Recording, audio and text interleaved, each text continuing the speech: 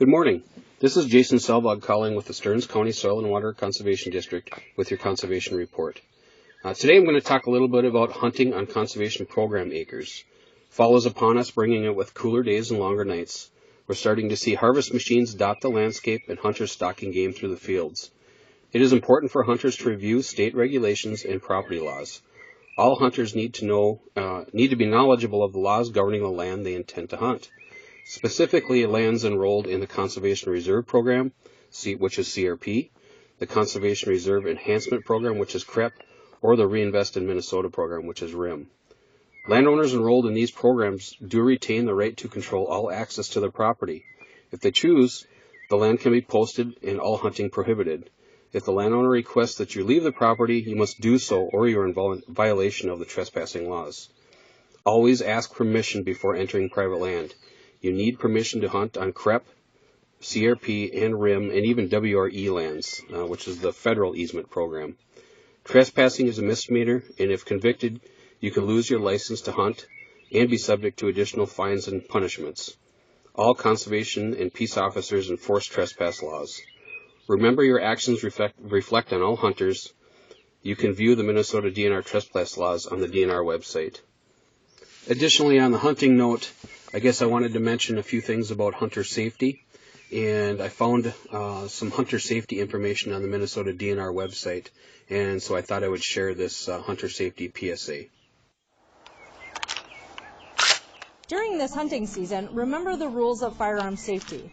Always point the muzzle in a safe direction. Never point a firearm at anyone or anything you don't want to shoot. Be sure of your target and what is beyond. Keep your finger off the trigger until your sights are on your target and you are ready to shoot. There's three things that people can do this upcoming hunting season to make sure they have a safe deer season. The first one is make sure your stand is safe and secure and you're safe crawling up into it and crawling down. Second one is make sure you wear blaze orange. If you're wearing a hat, it has to be blaze orange. The last one is know what you're shooting at and know what's behind you when you're shooting to make sure you have a safe season. Blaze orange is important during the firearms deer season. The law is that if you're wearing a hat, it has to be a blaze orange hat. Red doesn't count. Burnt orange doesn't count. It has to be blaze orange. The other part is above the waistline has to be blaze orange. The sleeve's not included. And if you're wearing the camo pattern blaze orange, 50% of that camo pattern has to be blaze orange. We really have three main violations during the firearms deer season. The first one is hunting over bait. The second one is transporting a loaded firearm or an uncased firearm. And the third one is failing to validate your deer tag. That's where you notch it. You notch the date and the time of day and before you move that animal. A lot of the areas have been changed to a more restrictive deer take. And what that means is if you bought your license in years past and it's been a managed or intensive harvest, or you can harvest more than one deer, more than likely it's changed this year and it's become more restrictive. So check the map. If most of them are not managed or intensive harvest anymore, they are hunter's choice or lottery areas, which means you cannot use a bonus permit in it. So don't buy a bonus permit if you don't need one. That's some good information to know. Also, if you get a chance to get out and chase some game this fall, enjoy yourself, be safe, and if you have the opportunity to take a child with you, do so. Get them out, introduce them to the outdoors, and help them enjoy the things that you enjoy. And finally, I wanted to talk a little bit about the Soil and Water Conservation District tree orders. We have started taking tree orders. You can order online, or you can stop in the office if you'd like, but you can go to our website and order online. This year we have 26 species available. We have 2 new species available. They are 2 shrubs. The elderberry and nannyberry are 2 species that we're going to try out this year. Trees are sold in bundles of 25, and trees are roughly, it depends on the species, but they're about $1.25 a tree roughly. Some are more expensive, some are a little bit less. Tree pickup again will only be on one day. We're going to do a tree pickup on a Friday, 7 a.m. to 6 p.m. We don't know what particular day of the month it's going to be yet. Typically it's going to be the last week in April or the first week in May.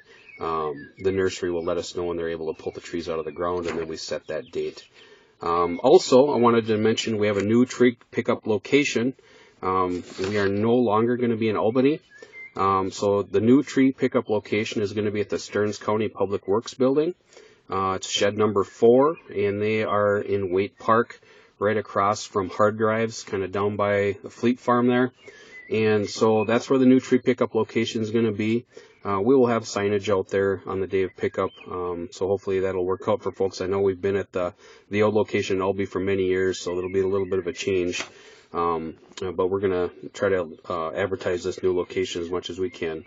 And finally, another thing with ordering, we are offering pollinator seed packets this year.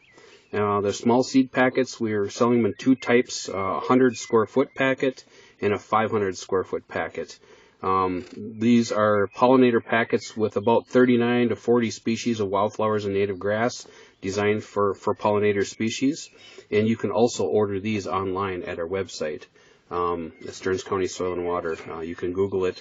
If these tree packets or the pollinator packets go well, we may do something else next year with a little bit more, maybe offer more options with that.